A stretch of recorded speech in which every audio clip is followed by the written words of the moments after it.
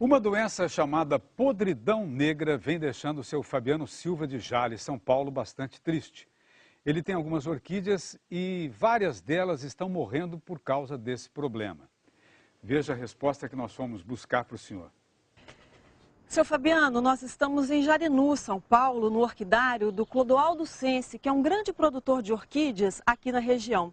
Clodoaldo, o seu Fabiano fala de podridão negra. O que é isso? É uma doença causada por fungos. Ela acontece geralmente relacionada a duas coisas, calor e muita água. O seu Fabiano mora em Jales, é uma região quente, né? Isso, uma região muito quente, ele não vai poder evitar o calor, ele vai ter que evitar o excesso de água.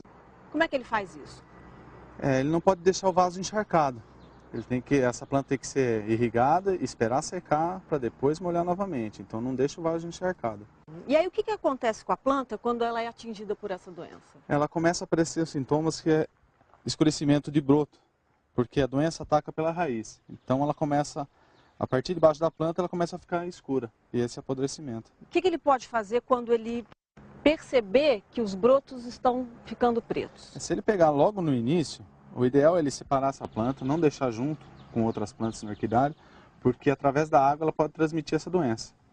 Então ele isola ela e deixa num lugar, se possível até tirar do vaso, limpar o substrato, deixar alguns dias ela fora desse substrato e manter ela seca, por um bom período de 15, 20 dias seca. Depois ele replanta normalmente, é uma doença difícil de se cuidar. Tanto que aqui a gente tem um vasinho, né, com a planta toda atacada, né? Exatamente, aqui num prazo de uma semana, mais ou menos, do início da doença, ela já pode chegar nesse ponto aqui, desde que o vaso esteja sempre encharcado. E aí o que faz com um vasinho de planta assim? Essa é a melhor maneira que ele tem é jogar fora, é exterminar. Então ele tem que jogar no lixo, ou então incinerar a planta para não propagar essa doença lá no orquidário dele.